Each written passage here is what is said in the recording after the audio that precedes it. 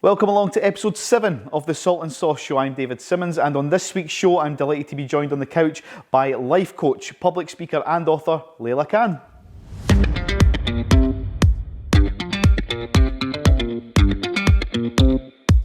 Yes, welcome along to episode 7 of the Salt and Sauce Show. I'm David Simmonds, and I'm delighted to be joined on the couch this week by LEILA Khan. Now, LEILA is an author, public speaker and life coach. Yes. Thanks for coming on the show. Amazing to be here. Thank you for having me. No problem. So let's go right back to the start. You've wrote your own book, which we'll come to very shortly, but what's your story? Tell us your story.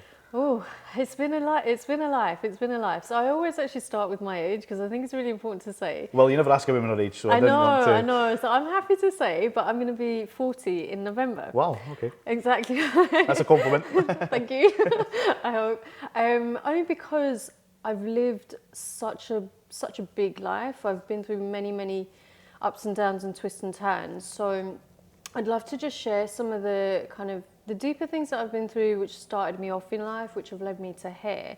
So my childhood was actually marred by a lot of abuse, emotional, physical, sexual abuse as well. And, you know, for any child, they should never ever have to ever go through anything that traumatic. No human should. And so for me growing up, it's like I kind of grew up in this environment where I just had to figure out how to stay alive and how to just be okay.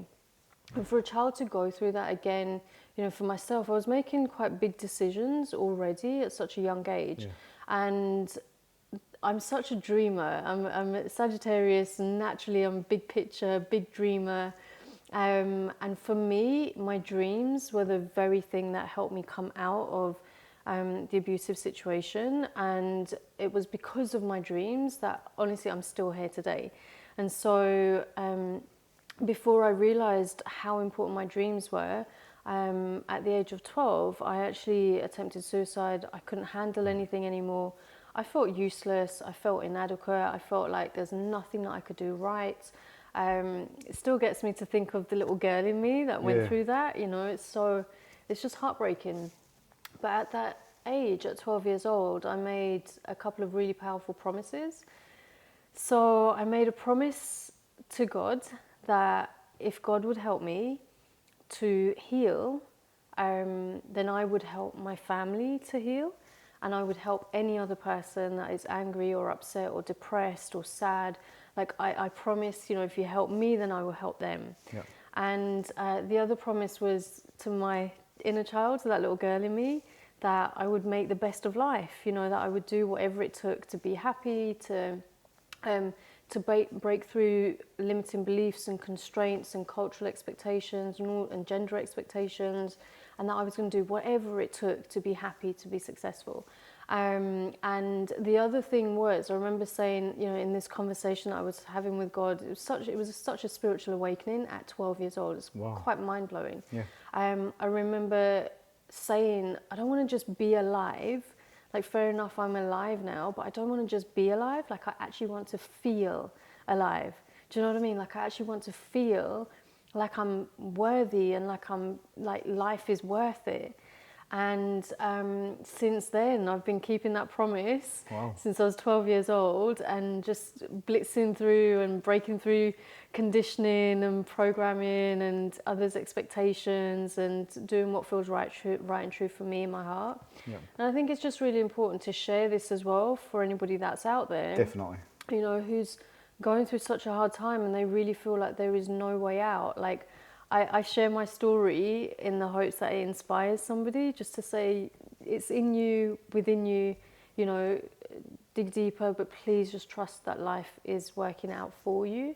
So that's why I wanted to just share that. No, but it was. Thank you very much for that. I mean, wow, it's kind of taking me back a bit. I didn't expect that. So the path that you did choose to go down, you went through a very different path to what you're on now, didn't you? You went and you studied Spanish and French, and you went into the teaching curriculum. Yes.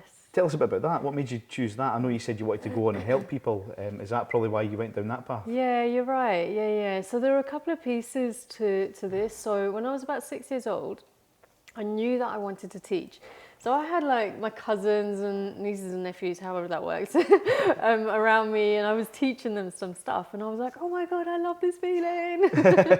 And so yeah, when you move up to secondary school and you study languages, you know, for me, French was my absolute passion. It was what I absolutely loved.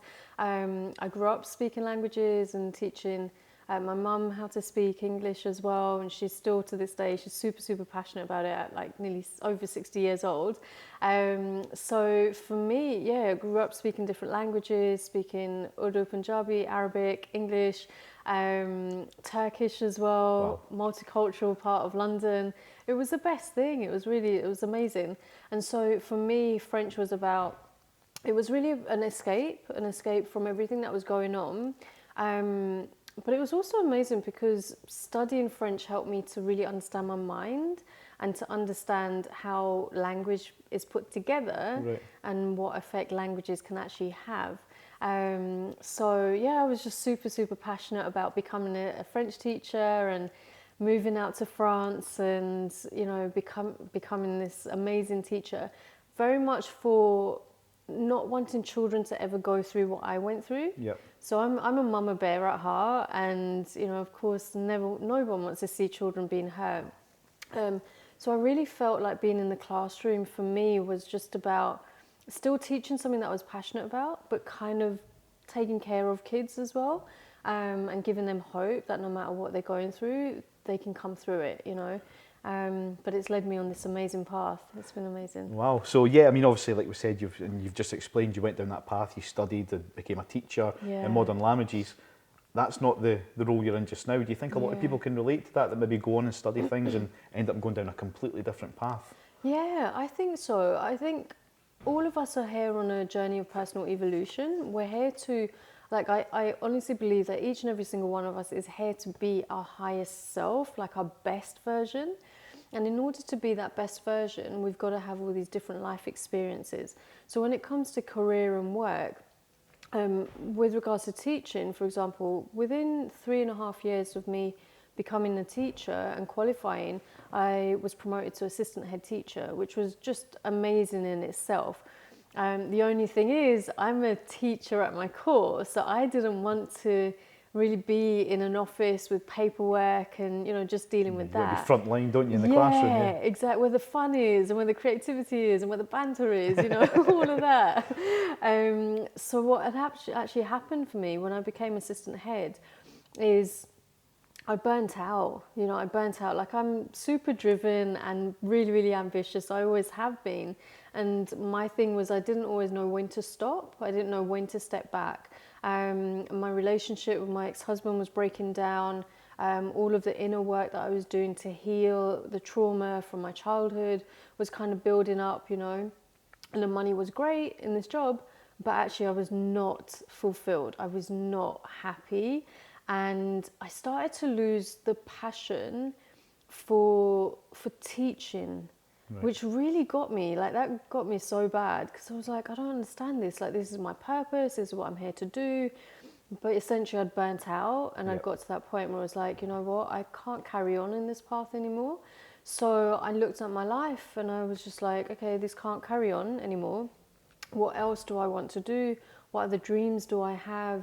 And I remember being in the classroom and looking at my kids and saying to them as well, it's like, I want you guys to go after your dreams, but I also have to do that for myself, so you can see that I mean what I say. Yep. You know, hold that integrity. No, I get that. And so I sidestepped for a number of different reasons. Yes, I was burnt out. My mental health was deteriorating. I wanted to I wanted to create my own financial success and be free to create, and to teach others how to do that as well. Because I kept coming up with all these glass ceilings, you know, you're a girl, you're a woman, you can't reach X amount. You're Asian, you're Muslim, you can't go that high. You're, in fact, with the school, like, I wanted to be a head teacher, and there's no criticism on the school at all. But their thing was that if you're not Catholic, then you can't become a head teacher. Right. So the highest that I could go was assistant head teacher. And like I said, no criticism on schools or anything like that at all. It just got me thinking, like, what path do I want to go on?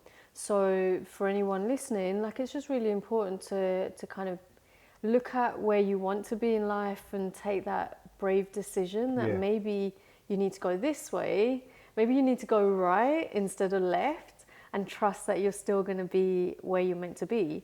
So now I still teach, and I teach what I now love, which is mindset and mental health and money manifesting and self-love and all of that good stuff. We'll come on to that in just a second, but I bet there's quite a lot of people watching that are maybe, like what you said, maybe trapped by maybe money and a job that they don't love, that they don't have a passion for anymore, but because they've got a mortgage and they've got bank loans and they've got a car to pay, they maybe feel themselves maybe trapped in this. So as part of your life coach that you do now, do you maybe speak to a lot of people in this sort of trap, that you maybe said that maybe although the money was good in an assistant head job, it wasn't your passion? Do a lot of people come to you with things like that? They do. I tend to have a lot of conversations about money, which I love. You know, I do really love it.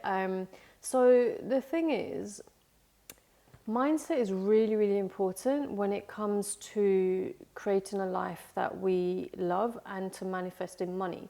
So manifesting money essentially means where we create the mindset to receive the money, right? To receive money coming in. Where obviously with employment and everything, you know, everyone grows up believing that money can only come from a job, and that money can only be X amount per hour or X amount per year.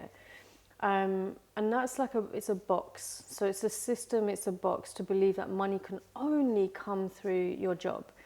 But the thing is, when we open up our mindset and we start to play with the idea that money can come to me from unexpected sources, or that money can come to me from a side hustle, or that money can come from unexpected ways, rebates, refunds,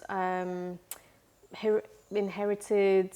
You know, there's so many different ways that money can actually come to us. But because we're conditioned to think of this box, the job, the paycheck, it makes it harder to think, well, actually, maybe there are other options.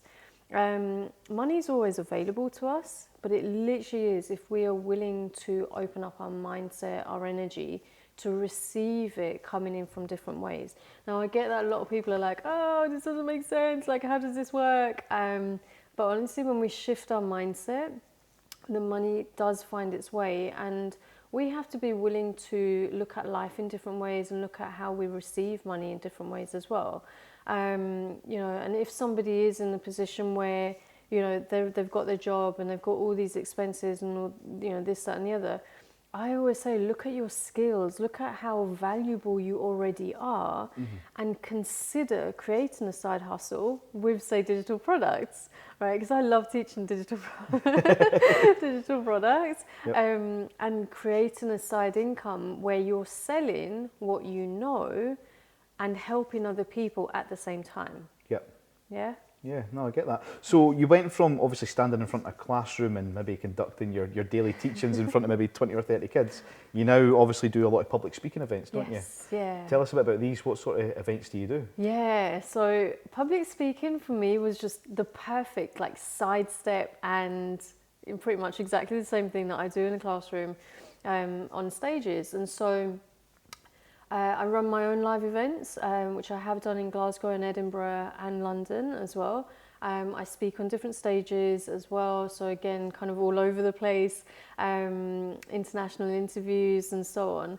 And I usually teach and talk about mental well-being and self-love and self-worth and reaching your potential, and teaching people how to actually activate that potential within.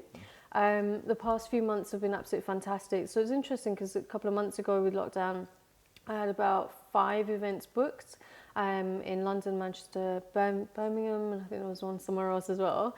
And so we had to obviously shelve those. And the past like 8 weeks, going into the next 3, maybe even 4 weeks, I've just been jam-packed with speaking engagements, with conferences, and we've had one this morning as well. So it's been amazing because I'm still sharing my message, but I'm doing it on stage. in different capacities. A different platform. Are you using the Yes. likes of online, like Zoom and Teams and stuff now? Yeah, there's so many different platforms as well. Like the one from this morning, they use this incredible platform called Swapcard, which I'm so impressed with. Well, I need to look it up. Yeah, you have to. The technology's there, the technology's there. And even if it wasn't there before, it is starting to be, it's starting It's been to be highlighted made. now, hasn't it? Yeah, Yeah. exactly. But speaking on stages has been amazing, because after teaching, I never thought that I would be able to teach like that again. But I ended up speaking in front of about 2,000 people in London at the National Achievers Congress, and shared the same stage with Tony Robbins as well, which was amazing. And it's just been built up, since then. Yeah, I mean, you mentioned the whole mental health aspect of it. Yes. Have you noticed a big increase due to COVID and lockdown? Yeah. It's honestly, it's just heartbreaking. I have a lot of people sending me messages and just sharing where they're at and how difficult they're finding things. It's interesting because with life, we can't control external circumstances. We can literally only control our vibration, what we're thinking, how we feel, and so on. School doesn't teach you this. School doesn't teach you how life works, And so I think a lot of people are, in fact, I know that a lot of people are very, very anxious, and they're falling into depression as well. And we can see that it's probably going to get worse over the winter time. Yep. So it's really about helping people to just acknowledge how they feel. And again, school has never taught us this. Society hasn't been set up for us to have the space to acknowledge how we feel. Yep. And to just be able to say, I'm feeling depressed, I'm feeling really low, I'm feeling, like I don't quite know how to carry on. What happens is when we're feeling really depressed, when we're in that space, the mind creates quite a dark and grey and gloomy kind of, we'll go with mindset. Yep. And we can actually shift that with the work that I do. So I'm a master practitioner of NLP. We can actually shift how somebody perceives, say, depression, Okay. and transform that into clarity, or into hope, or into inspiration. That would be actually a really good thing to work on if anybody's listening to this and feeling, that they are feeling depressed. When we're feeling depressed, we feel like we can't carry on, and we don't know how to keep moving forward. We don't want to pull the curtains. We don't want to eat well. We don't sleep. We don't want to go out. We want to kind of stay insular in our own world. And what I would say to counteract that is to actually write down some of the things that inspire you, and it might just be one thing. And try to write and add more to this list of inspiration. Oh. And think about one or two things that you would like to do or like to be, right? And work through that list, and look at this list and use that list as a gauge to just lift yourself up higher. Yeah. There is much deeper work with depression. Of course, I've been through depression. And haven't been since 2012, which was just amazing, because pretty much my whole life I was in this space of feeling really low and depressed, but looking super, super happy, and then at times feeling really happy as well. Right. So it's that whole fake smile thing. Right, okay. But depression can absolutely be overcome for sure. It's just a question of exploring that and knowing and believing that life can get better, and it's within us. Wow, super.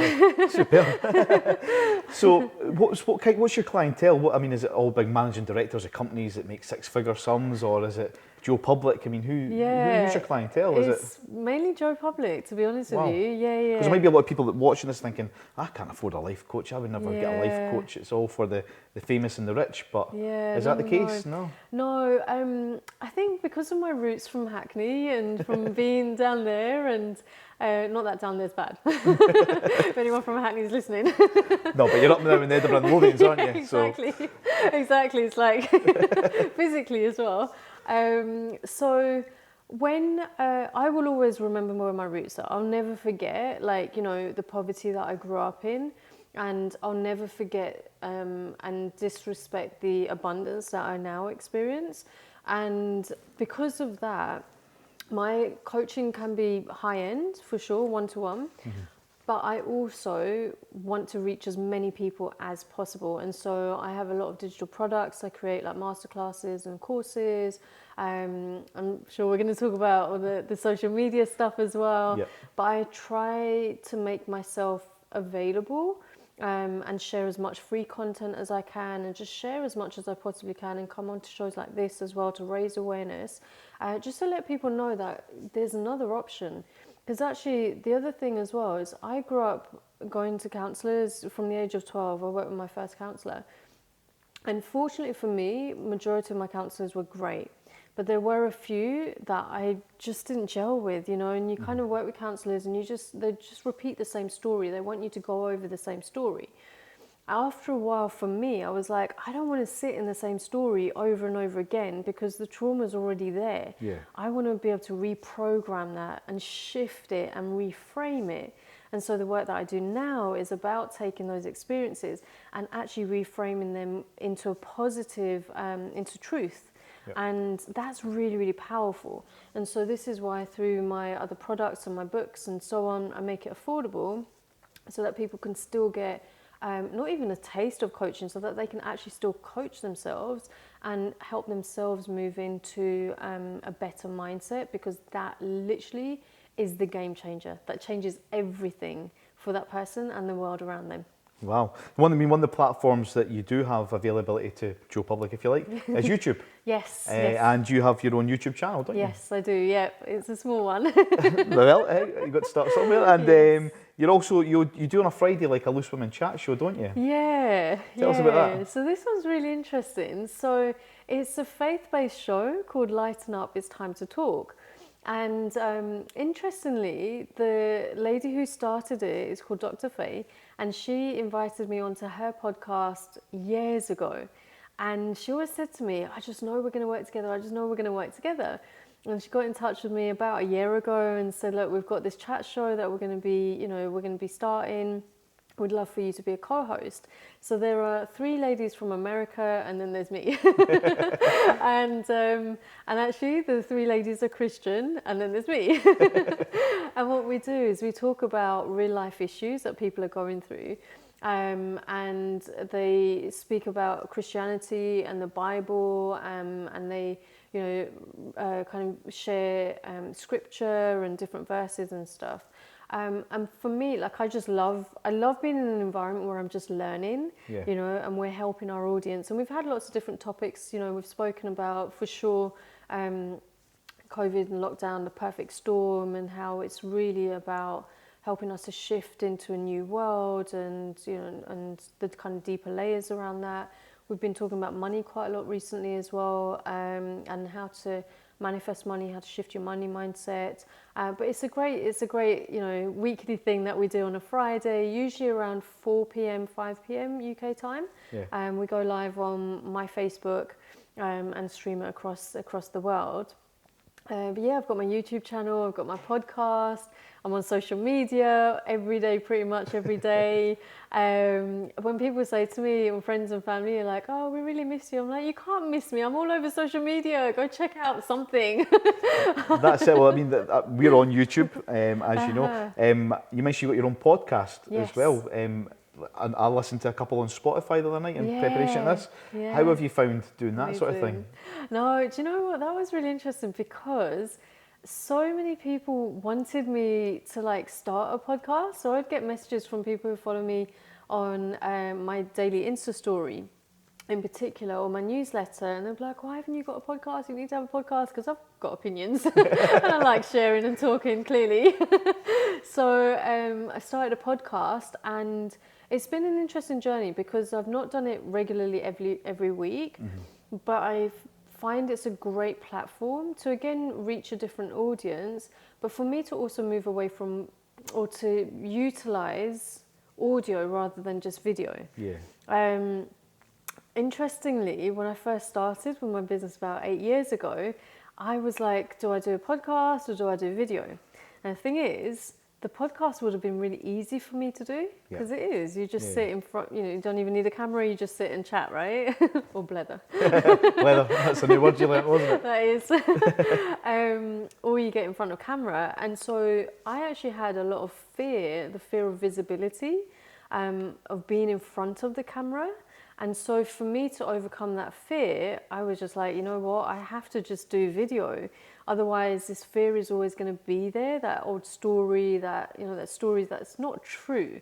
What will happen, who will see it, blah, blah, blah, blah, blah. But actually, it's been, doing the videos has been fantastic training for the podcast. And I can definitely see it in the future where, I'll have guests on the show as well, and we'll share more content, as more and more people want to hear from me and so on. But yeah, it's great to be out there with all these creative platforms, you know. It's awesome, isn't it? Perfect. So like I said, I seen LEILA, I seen you on YouTube. I listened via Spotify, just search for LEILA Khan, but wherever you get your podcasts, just search LEILA Khan and you'll be able to have a little listen. Amazing. It's called the Rise and Thrive podcast. There we go. Search for it. So you mentioned that you learnt a new word called blether. Yes. Us blether and having a chatter. What I'm going to explain to you very shortly is the whole salt and sauce East Coast connection. Okay. And while we do that, we're going to cross over our chippy of choice this week. Here's how we got on.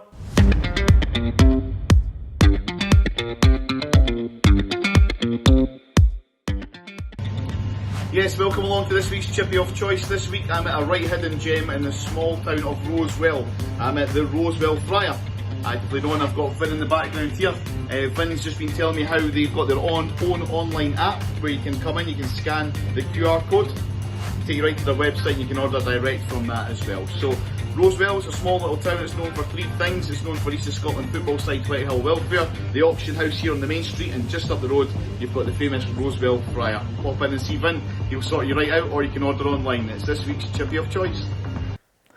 Yes, thanks very much to our Chippy of Choice this week. We're back in the studio. It's the Salt and Sauce Show. I'm David Simmonds. I've got LEILA Khan with us tonight. We're talking a bit about your book now, 101 Plus Ways to Overcome Life's Biggest Obstacles. Yeah. What inspired you to write a book? Oh, so much. So, firstly, actually, I self-published my first book in 2014, and I actually wrote it when I was about 12 years old. And it's a quote book. It's called My Little Red Book of Wisdoms, and these were like really powerful quotes that just kept me going. You know how everyone loves quotes? Yeah. So I put it together into this book, which I self-published. And then in 2012, I actually started to write 101 Plus Ways. Which is a nickname because obviously it's like the longest title. And one of the reasons why was because I knew at some point that there was going to be a lot of demand. A lot of people would be asking me for advice and guidance on how to overcome depression, loneliness, stress, anxiety, poverty mindset, and so on. Yep. And so my thing was I wanted to write a book so that there was a place that people could go to if I was unavailable. And it's quite amazing that I was thinking like that, all those years ago. It's been out for about 5 years, but it's literally been a game changer. It's really helped with me just being able to get the message out there. But I also wanted to write a book for authority to be recognised as somebody who has credibility, who knows what she's talking about, when it comes to mindset and mental health and overcoming obstacles and my life experience as well. So this book is actually a way from where I put my life story together in a book where it still helps the reader. Mm-hmm. So I've not gone into like the details specifically of everything that happened, but I've given the reader 101 plus strategies so that they can actually overcome, challenges they're going through in their lives as well. Yeah. Wow. No, I mean, you've gifted this version, this copy of the book to us. So you've signed it, and it's going to go up here with all our other memorabilia, and I look forward to having a quick read of it, actually. Yeah, I look forward to do. that. So, yes, you've wrote the book. You've also got your own website as well, haven't you, which is LEILAKhanAuthor.com. Yep, that's right. Can we purchase a book from your website? Yeah, you can buy a copy of the book from the website. It's available on there, plus all of my coaching programs as well, my digital courses, masterclasses. It's all on there, and videos and blogs, everything. We've just put it on there just to make it easy for people to find. Perfect. Now, this little book here that we've got here made it all the way to Hollywood, didn't it? It did. Looking forward to this story. Tell us how this book made it to Hollywood. So it made it all the way to Hollywood. When was it? In 2017, 2018.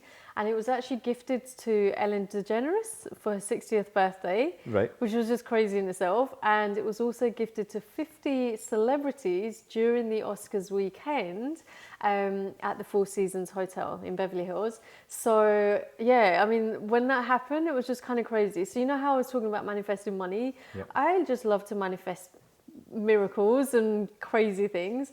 And I was working in my office in Edinburgh, and I got a message to say that, you know, this charity would love to have my book gifted. In fact, they didn't say Hollywood, because I wouldn't have done it otherwise. Yeah. They just said that, you know, they wanted to gift it in these goodie bags. And when I found out it was Hollywood, I nearly fell off my chair. I was like, what? And it took me 2 weeks to actually confirm that I was going to go ahead. Like, I could not say yes, because like self-worth, like this was another level. This was another level. It's like, oh my God. But it's been amazing that it's been out there and it's out in Hollywood and just reaching the people that it needs to reach. Because someone that you actually spoke to 2 weeks prior to doing that, Ellen had it in her hand, didn't she? And it was on Instagram, but you've struggled to get hold of that photo, haven't you? Exactly. Yeah, apparently there's a video of Ellen with my book in her hand on her show saying thank you. And I'm just like, where's this video? Where is this video? And this was this girl who mentioned it. She actually said she saw it 2 weeks before meeting me. And that's how she knew me. And I was just like, okay, this is random. This is out of my, out of my hands. But yeah, it's done really, really well. And continues to be used in such a positive way. Yeah, so I trust it can be purchased on all good sort of bookstores as well, yeah? Yes, it can be. We usually go on my website. It is available on Amazon, but I would say the best place is definitely my website, because then at least that way we know it's there. Yep. And I can sign it. That's the best thing for an author. It's like, oh my God, I get to sign this book. Get a signed copy. Exactly. So we mentioned you did like public speaking events, sorry. Yes. Do you have any coming up the rest of this year? Yeah, so it's been, like I said earlier, it's been quite a busy time. I had a speaking engagement this morning, which went really, really well. So I'm going to be speaking at the Best You Expo, which is in about 10 days' time. And it's going to be online. It's one of the biggest personal development expos. There's going to be I believe there's over 100 speakers, 100 talks, all to do with mindset, all to do with personal development. And I'm going to be speaking about female leadership and how we can actually show up from our heart and soul and manifest success on our terms as well. But it's applicable to everyone. Like, I do work with women mainly, but we have many men as well joining my programs and so on. Yeah, so I trust, is that expo going to be online? Is it going to be? Yes, in fact, it is online. There is a link. If you were to go to thebestyouexpo.com, that's the direct link, and you can sign up for a ticket, and it's completely free as well. And my talk is also going to be featured on the Best You TV, so it's going to be available for a long time. So I would definitely encourage everyone, if you've enjoyed this conversation and you want to take your mindset to another level, then for sure, make sure you sign up. Yeah. Definitely. So we can do that there. We've touched on, you've got your own YouTube channel. Yes. You've got podcasts out there as well, which are available. Yeah. Are you on any other platforms? Instagram, Facebook? Or? Yeah. So I'm everywhere. Let's plug it. Let's go for it. Let's go for it. So find me on Instagram, LEILA A Khan. So we've got a second A in there. And I'm usually on stories every day, sharing some of my training, sharing mindset tools, sharing the behind the scenes. I'm also on Facebook as well. So LEILA Khan Author is my personal, and then LEILA Khan Author 1 is my business page.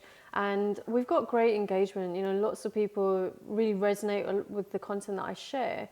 And I've had some amazing messages where people are like, thank you so much for sharing this message. It's really helping me to move forward and helping me with my mindset, my mental health. So I show up every day somewhere, because honestly, it's a blessing to be able to do what I do, and I'm so grateful that I'm here to do this, and so the smallest thing that I can do is just show up at least once a day somewhere. And I'm on LinkedIn as well, and literally everywhere else. Yeah, I mean, the power these days of social media is Yeah. frightening, isn't it? And especially for like Yes. great causes like yourself, with anybody that's looking for a bit of help with their life, whether it be life coaching or going through depression, like you say, to have that at their fingertips.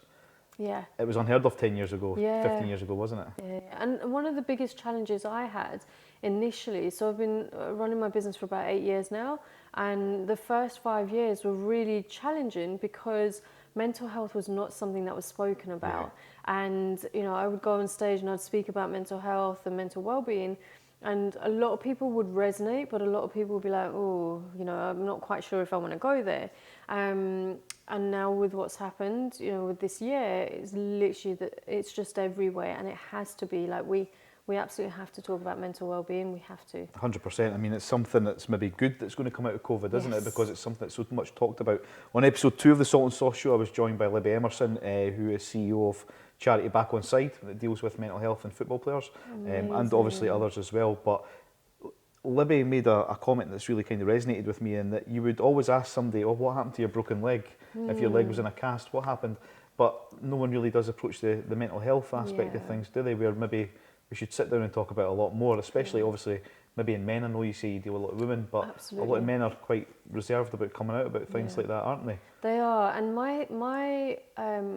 a lot of my followers are guys and men who actually message me asking for help to understand themselves. And what I see is that a lot of them are asking for guidance and help with emotional mastery and understanding their emotional world. You know, so when it comes to mental health is about your mindset, it's about the language that you use, it's about how you perceive the world. It's like, you know, when it's raining and you've got two people looking out the window, you know, one person could be looking out thinking, oh my God, it's a grey and gloomy day, my whole day is ruined. And then the next person, likely to be someone like myself, is like, oh my gosh, great, it's rain, let's go dance in the rain, you know. But it's all perception, and there's nothing wrong with either or. It's just a question of how you perceive, you know, how you look at life. And so that's a mindset, that's a mental well-being side. Emotional mastery is another thing, because men in particular have been conditioned and programmed to believe that, you know, push your feelings away, push your emotions aside, you don't need them, you can just be logical, just think all the time. And that's where so much mental illness and stress comes from. I always say this, we're human beings, we're not robots. We are feeling and emotional beings right at our core, but we've been told we're not. We've been told to be in the mind all the time, and that's not healthy. We have to come back to our heart. And so, you know, I work with quite a few men. One of my male clients at the moment, you know, we're really working on emotional mastery and just helping him to understand, you know, the deeper aspects of himself. When we do that, it just opens up the world. And then we have men in the world who are happier because they are being authentic, and they're not feeling like they have to be something they're not. Yeah.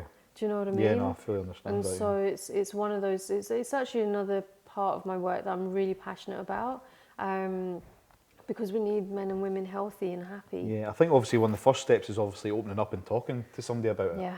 If someone is watching that maybe thinks, oh, I would quite like to talk to LEILA about that. Yeah. How would they go about doing that? Yeah, so the best thing would be to head on over to my website, leilakhanauthor.com, and what you can do at the bottom of my website is a contact us form. You can fill that in and actually book for a free breakthrough session.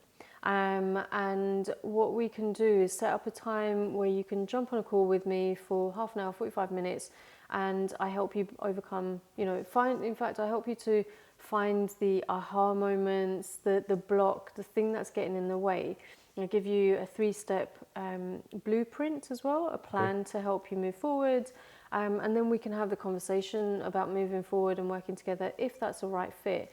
But I would say use the free sessions as well, because they're available, I'm available, you know, to help and support. So why not? Yeah, to get the ball rolling, eh? Yes, Definitely. yeah, exactly. So that's what you've got planned for the rest of the year. 2021. Yeah. You were impressed that I knew this, because it's a bit of an exclusive, but you're planning on climbing Kilimanjaro, aren't you? Yeah, I was so impressed. I was like, what? This is like hot off the press news. How did that come about, and what's the reason behind it? Yeah, oh, I love that. So, so we're trekking Mount Kilimanjaro in February. Yep. So there's like 4.5 months left. There's not that long. I only signed up a few weeks ago. And basically it was a charity that I've done some work with previously called Human Appeal. And they have a fund called the World in Crisis Emergency Appeal. Okay. And so what we're aiming for is to fundraise £5,000 each, where that money is actually going to Gaza, Somalia, Yemen, Myanmar, Bangladesh, different countries around the world where they don't have food.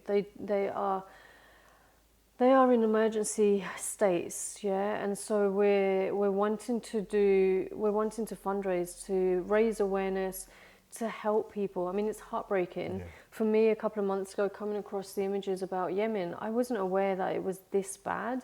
They were the most heartbreaking, and I literally spent hours just crying and just really feeling, you know, how can a child not have any food and die from malnutrition? It's just it's in this day and age, it shouldn't be going on. It just shouldn't be happening at all. And so that was one of the reasons why I signed up.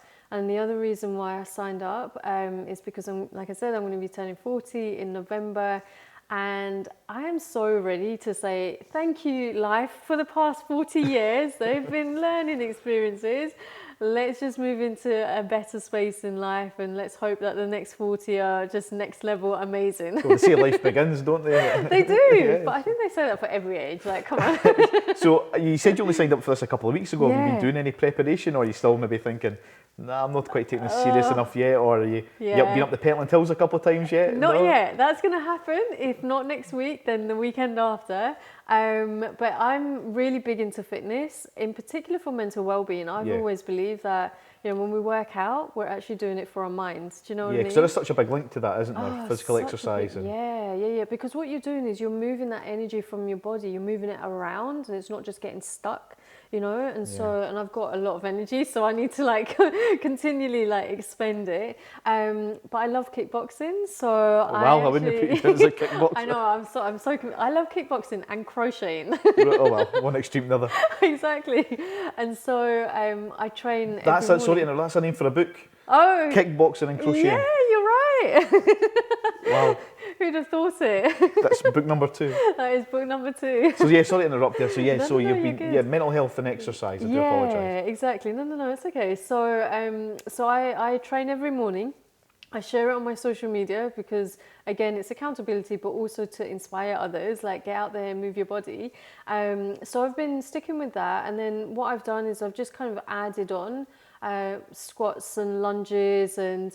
Really, and running as well. I've got back into running around Midlothian, you know. It's such beautiful scenery, but we're preparing. So I'm preparing my body for the endurance and the stamina that I'm going to need. We're going to be trekking for 7 days. It's nearly 12,000 feet, right? And it's just kind of mind-blowing.